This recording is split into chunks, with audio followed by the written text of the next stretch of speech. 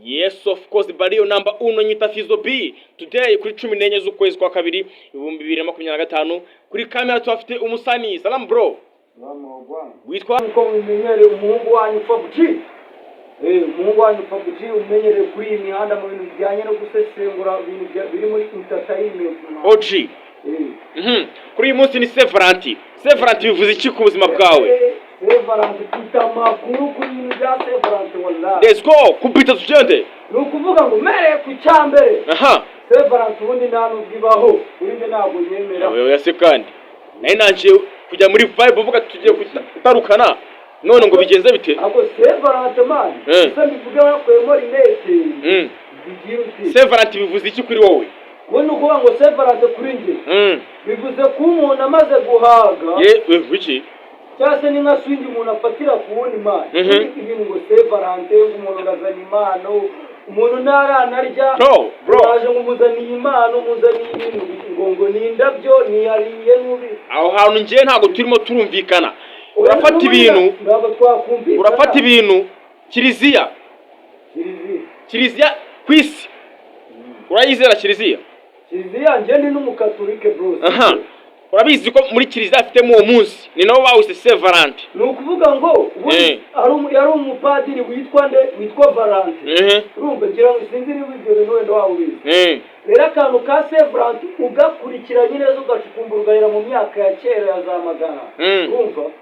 Ubundi Severanti nukuvuga ngo yari uwo mupadiri bafashe bongeraho akantu ka se bita biba mutagatifu.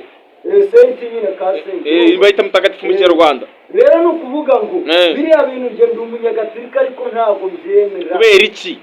Kubera ko nyine hari umunsi w'abantu bakunda ako nabo abantu bakundanye n'abantu bakundana. What about? Ugiye kubisengura neza ugahera mu mizi. Ubundi yaba ari abantu bakundanye. Ariko mbona abantu bakundana aribo bayizihiza nimba batandukanye. Kubera iki babyise ko ari byo bakundanye? Ubundi ari ibintu twagiye dusanga wenda tutapfa guhindura pe. Ariko bitewe nuko Imana yahaye umuntu ubwenge imuha nyine gutekereza ku kintu akibaza ese ubundi iki kintu ni ngombwa ngo nyemere. Nimba wowe mu mutima wawe wumva icyo kintu utagikora utacyemera nyine ntabwo ucyemera.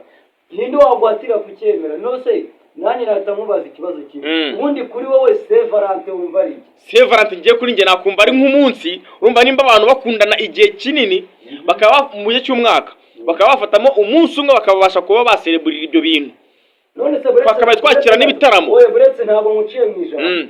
Ubundi kugira ngo ushimishe umukunzi wawe cyangwa se ube wamuha impano uzajya umukunzi wawe impano kuri Severanti wapi? Nese ubundi mu buzima busanzwe ntibazitanga kuki nyine noneho mubikabiriza kuri uwo munsi kuri uwo munsi nuko ari uwo munsi ubaho wo kwizihiza ibyo bintu. Habaho umunsi w'umugore. Uwo munsi washyizweho nande mu minsi abantu batubwira muri comment umuntu waje gushyiraho uwo munsi washyizeho ngo uyu munsi wenda tuzi ngo ku itariki zinizi hari ibintu bigenda biba ibyo bintu nyine ukumva ko none se Noheri muri se Noheri yo ni nayo ntabwo yemera. Ufite kuba uri umuhakanyi. Twikomereze mu Rwanda tugiye muri tamponeri zo mu Rwanda harimo aravugamo amakuru menshi. Niyo nkuru irimo kuza mu mutwe wawe imbere mu Rwanda utarabisoza breaking news. Sibyo hano hari amakuru y'abantu bagiye baraducucarika batugira ibikoryi bitwa ngo naba besto. Ese iyo nkuru wari uyizi? Ntabwo nari nyizi. Inkuru y'umuntu bita Titi Brown na Nyambo ndayizanye.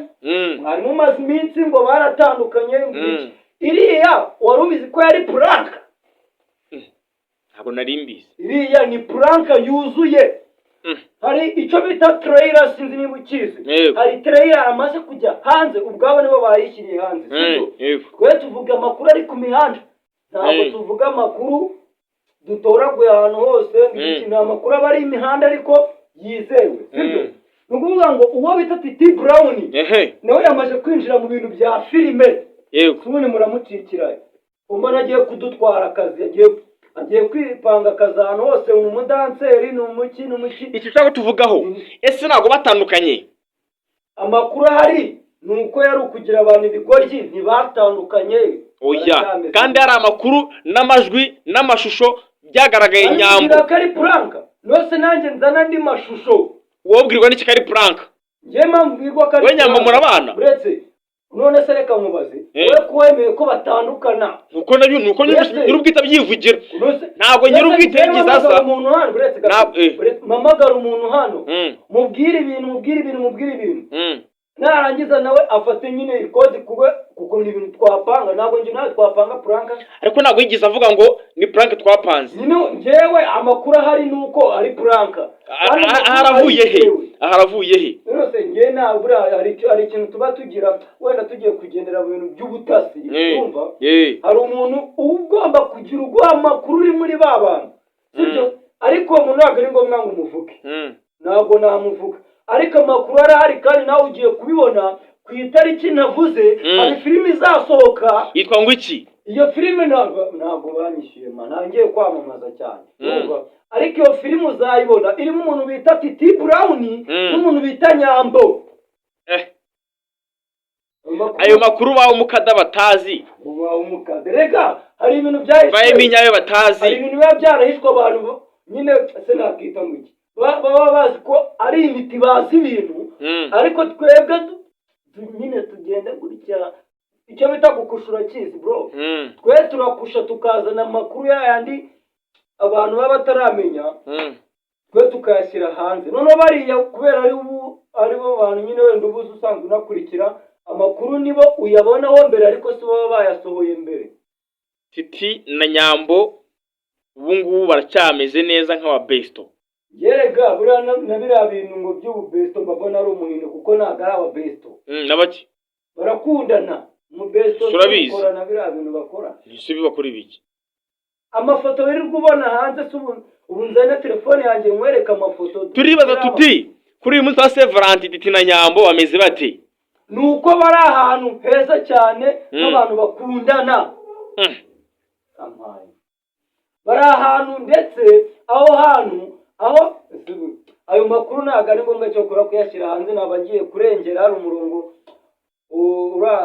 umuyobozi wa RIB niwe bita Murangira sibyo hari imirongo aba yaraduhaye tutagomba kurenga nanjye ngeze aho ngaho numva umurongo ntabwo ugomba kugira ute kuwurenga njya kwinjira mu buzima bw'umuntu ariko icyo nakubwira ni uko ahantu bari baratuje bameze neza bari kurya bari kunywa agashampanye barya agakoko barya n'urukwavu n'ibiki byose urumva ibintu bimeze neza ubundi ninde yakubwiye ko batandukanye kuna natubwiye ko bagiye se bagahidinga amaposte nibyo byakubwiye ko abantu batandukanye yego ibyo ntabwo bituma ubona nyine ko abantu batandukanye iyi ntabwo ariyo prank ya mbere ibaye hehe mu Rwanda muzana izindi prank zagiye ziba tugende iya mbere umuntu bita Shadibu na yewe nta rukundo rwavuzwe hagati yo na yewe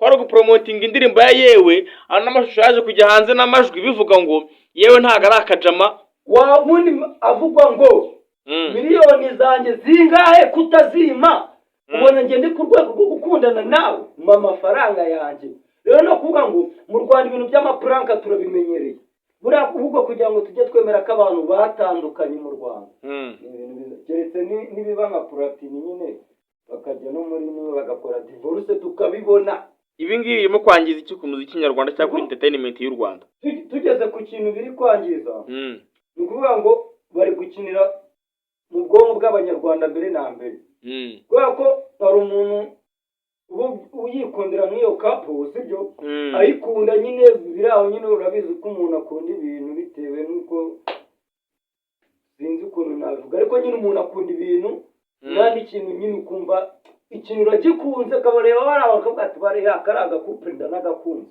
yego ukuvuga ngo rero bari gukinira mu mitwe y'abanyarwanda gute niba wayikundiye couple nk'ire ya Titi Brown na Nyambo cyangwa se ya Shadibu na yewe yego cyangwa se ya Miki na Regis urumva wamara kwikunda nyuma y'iminsi ngahe bakaza kudupurakinga atari n'ibyanyabyo bagashyira hanze amavideo batukana ama SMS y'ibintu by'amaprank kandi nyuma kongera tukabona akantu kameze ute ko gukururana ese ibyo bintu wowe kuri wowe wumva nta kintu byakwicira mu mutwe waramutse warabyishyizemo ko wakunze iyo couple. ahubwo mu kanya ukomoje ku kintu cyitwa Miki na Regis utunyibutsa hagati ya Jess Kwiza.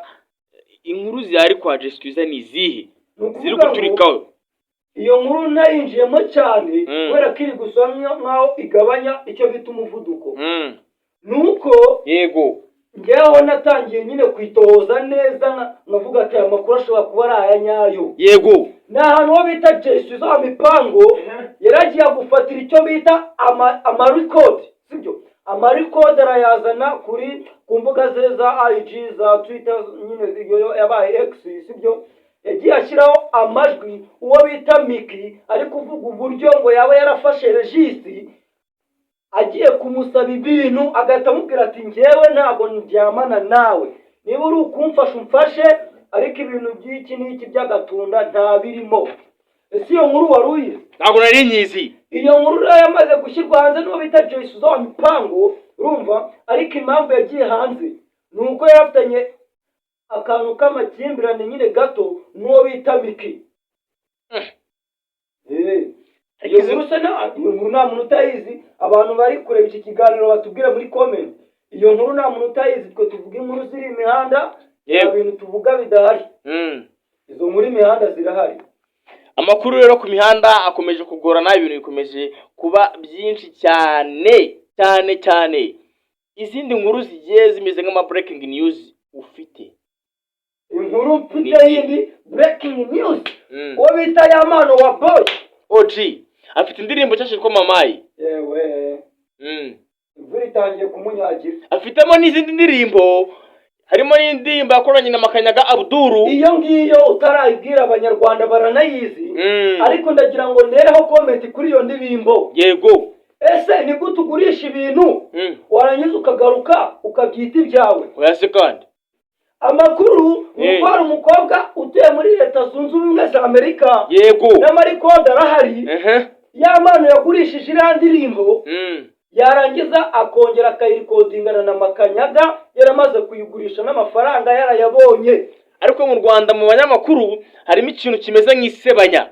Urambwira ngo amafaranga y'Amana afite nubwo ataba ari menshi, urambwira ngo impano y'Amana afite niyo kugurisha igihangano cyakongera akagikora. Aho niho hari ikibazo. Ese yari yabuze amafaranga cyangwa se yabuze ubushobozi bwo kwandika indirimbo imeze nk'ayindi? Si ukuvuga ko Yamano ni umwe mu bahanzi bazi kwandika dufite hano mu gihugu cy'u Rwanda. Sinzi ku kantu kazi. Kubera ko yagiye akora amahiti kandi niwe wagiye yiyandikira. Ariko akantu umunenga Yamano nawe icara wige biriya bintu ntabwo ari byo.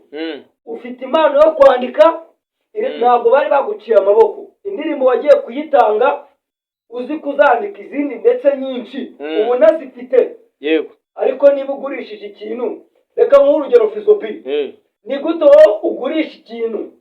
Nimba wenda wowe ufite telefone n'urugero, ukayingurisha nkaguha amafaranga, warangiza ukongera ukagaruka ukayifata ukayita iyawe, ibyo bintu bishatse kuvuga iki? Wowe byumva ute?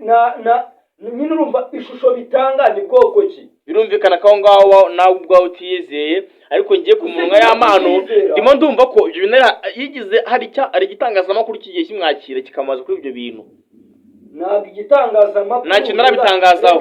Nimba amakuru ya mbere audio, icyo bita voice note zagiye hanze bro, usanga atari kuri iyo ndirimbo kandi zihari zibivuga arimo atako umukobwa ambwira ati we sister ndabizi uzi kwandika ntabwo izina ntabwo irimo ngo twenda tumeshoninga amazina yose. Yego. Ariko video iraharavuga amazina y'uwo mukobwa, urumva? Agira ute amubwira ati wowe ndabizi numvisha ufite sound nziza, ndabizi iyo ndirimbo uzayiririmba neza. Ubwirwa n'ikikari iyo ngiyo kandi none se reka nkubaze, irahari n'akarikoti kayo karahari, niba ubishaka nabyo ndabizana. Yego. Sibyo? Kugira ngo n'abanyarwanda batazavuga ngo tuzana amakuru y'ibiwani, ayo kodi turayazana, urumva ijwi ni Yamano, urumva? Tuzane chat, icyo bita chat, sibyo? Yego. Chat bandikiranye ari kumwohereza beat iyo ndirimbo, urumva? Yego. Yamaze kumwohereza icyo bita zira boro twita mawavu, urumva? Yarayimuhaye, urumva? Tumwereke ama screenshot nyine y'ibyo bagiye baganira. Anamubwira Yamano ubwe yarivugiye ngo nayabonye kuri nimero yanditseho Floriande, urumva? byose birahari ubundi nta nubwo arimo kubyinjiramo cyane turaza kubishyiraho hano babibone batazavuga ngo abanyarwanda ngo bashakira amafaranga kuri YouTube ibiki ngo bavuga amakuru atari aya nyayo twebwe tuzana amakuru ya nyayo ahari. Hey none twikomereze hagati ya buri kantu na buri nguni inkuru zihari ni izihe? Hagati ya buri kantu na buri nguni rero sa afite indirimbo cyashye yitwa Barihe. Iyo ntabwo iyo ndirimbo ariyo tugiye kugarukaho. Yego. Ese waruzi ko iyo wenda tugarutse kuri iyo ndirimbo gato. Iyo ndirimbo waruzi ko iyo abantu bangahe? 3. Ako uba kuri iyi mihanda. Yego. Uba kuri iyi mihanda. Iyo ndumva ko agiye kongeraho service ariko ntago turabira confirmed kuko nta kintu kibitwemeza. Niyo mpamvu yatumye iyo ndirimbo itarajya hanze kugeza n'uyu munsi. Wasanga bategereje. Ama challenge igihe bayahereye. Mo bararonshinga. Bararonshinga iki? Igisaza. Bari kukironshinga si iminsi ngahe gisubuka. Iyo giteguye igihe kinini na fragment zigera ku. Ariko reka mubaze. Ubundi niba indirimbo abantu bamaze kuyibona icyumweru, urumva? N'urugero bakanayikunda, sibyo? Bakayibona icyumweru cya kabiri, icyumweru cya gatatu. Urabize abanyarwanda turaharara, tunahararukwa vuba. Ubundi iyo ndirimbo n'igihe uzanayisora ntitunayirenge. Buri mugabo wese agira ukayobora urugo rwe. Ntaruyobore. None utekereza ko ariyo mpamvu batinze kuyisora? Impamvu nuko bumvise ko hari ibirungo bikiburamo bayisubiza muri studio bongeramo n'umuhanzi bita Sirivizo. Ayo makuru ntawe mwari muzi. Nuko iyo ndirimbo y'umuntu bita buri kantu na buri nguni n'uwo bita Jackie bamaze kongeramo umuntu bita Sirivizo igiye kuba abantu 4. Umuntu witwa Jackie twabonye amashusho ejo bundi abatizwa. Nibyo? Nta muntu utabizi yarabatijwe. Ese Jackie koko yarahindutse? Ubwe ku giti cye yivugira ko yahindutse nge ndinde umucira urubanza ngo ntiyahindutse. Ubwe ku giti cye aravuga ngo narahindutse. Rero nge nabagiye kujanjinga avuga ngo ntiyahindutse. Muri industry tubona ko yahindutse. Gusa ntabwo wahinduka uri muri industry bro. Sibyo? Hari ibintu mbere na mbere irandirimbo yumvishe. Irandirimbo niba warayumvishe neza. Irandirimbo ntabwo ari y'urukundo. Yego. Irandirimbo ntabwo ari hasoring, sibyo? Oya ni haso. Irandirimbo ntabwo ari haso. Ni haso. Ahubwo mwere kukuntu atari haso, ahubwo yabaye success. Irandirimbo ni bifu. Irandirimbo ni ya bifu.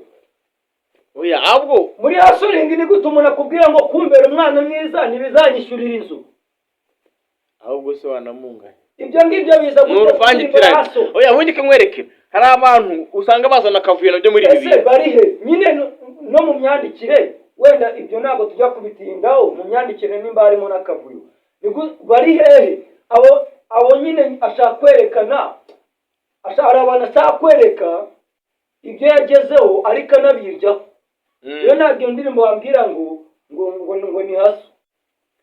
Yaba ari haso yari kuvuga ati dore narinda adone ndaha dore gutya na gutya we ubone ubwo utamfashije ariko niko nimba yarongeyemo ngo ese urambera umwana mwiza binyushyirira inzu ya nyiri ibyondo. Tukivuga ku bintu by'amakimbirane Ama G The Black na Bruce Melody ibyabo bimeze bite nk'umuntu ora kuri iyi mihanda z'amakuru? Ni ukuvuga ngo rero ejo bundi duherutse kubona ikiganiro Ama G The Black yakoze mbere ariko yagikoze ari uko hari akantu Bruce Melody yamaze kuvuga. Bruce Melody ni umwe mu bantu tumenyereye ko biyenza, sibyo?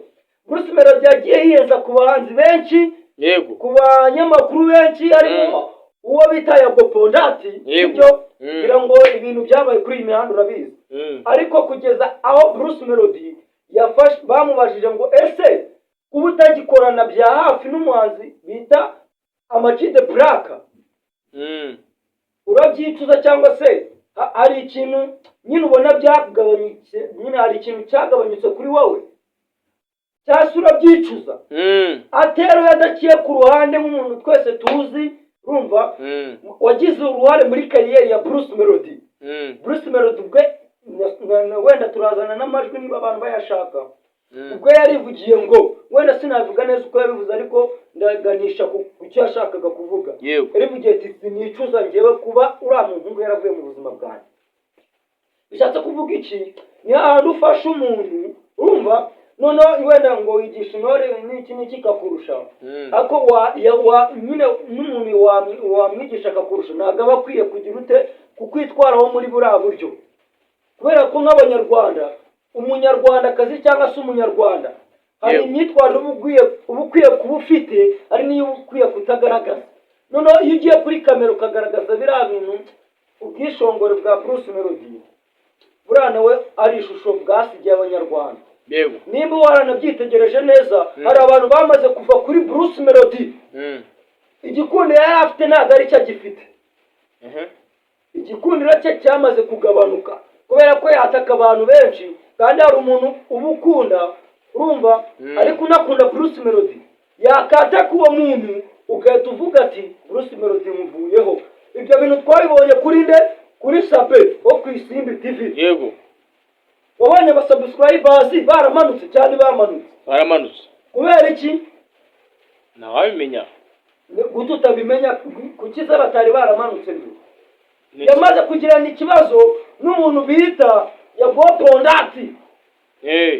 Yago Pondati ni irwanyi, nimushake mubyemere mugira ute, Yago Pondati ni irwanyi.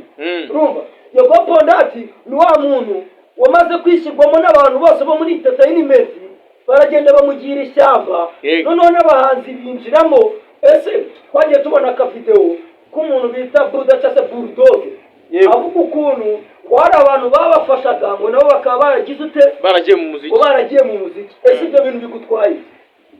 Uwagufashaga ataraba umuhanzi, abaye umuhanzi akamenya na hasoringi uhura nazo, ntabwo n'ubundi yagufasha. Ariho hamaze kubona indirimbo bita Suwejo, sibyo? Yego. Njye burandi no ku ruhande rwawe kugenda umubiki nati. Ati gute? Kubera ko ibintu yagiye akorera industry yo mu Rwanda, cyane cyane ku gisate cy'umuziki. Yagiye akora ibintu byinshi, ariko bose bigira nkaho nta cyabaye. Yego. Babigira zero, barasibangana. Sinzi niba ibyo bintu bibi. Ibyo bintu nta muntu uba kuri iyi mihanda utabizi, bro. Sibyo? Ariko amakuru mfite, ese amaze kumenya ko bita Kenny Kai. Yego. Kenny Kai, umwana wakuriye ku mihanda, cyangwa imana y'imihanda.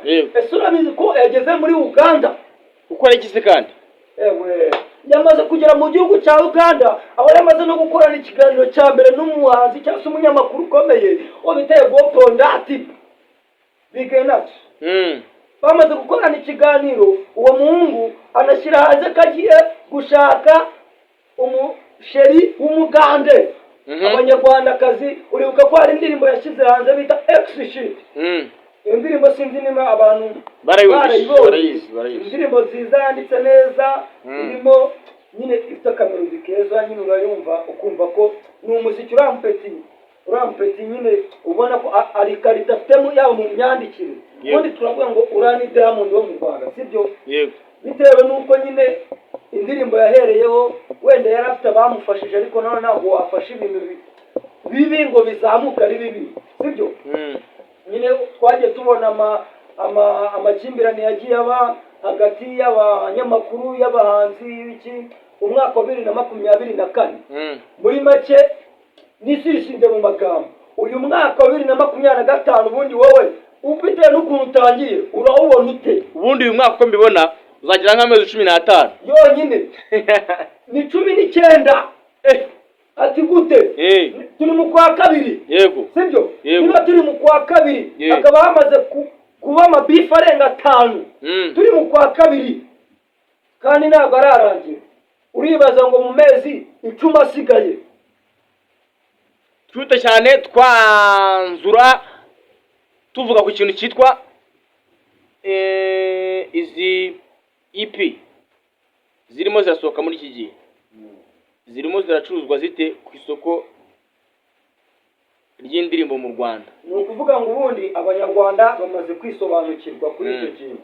Hari imbuga nyinshi zigiye zitandukanye zisigaye zicururizwaho imiziki. Yego. Zitari YouTube. Sibyo, abanyarwanda benshi bari bazi YouTube ikindi aho bakorera, ariko yego, imbuga iyo ndasingiye kuzivuga cyane, urumva harimo mu Spotify, ama audio, makasibyo.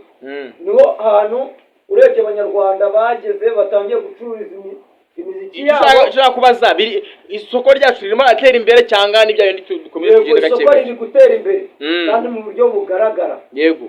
Ariko nubwo biri gutera imbere ntabwo biraba rusange, biracyari mu bantu bamwe, nimba ari Bruce Melody, nimba ari The Ben, ubwo ni amano wenda gutyo nyine. Hari abahanzi nyine batarakuri boro zabo kuri twavuga nka Rock International. Buriya kuri ziriya mbuga niho hantu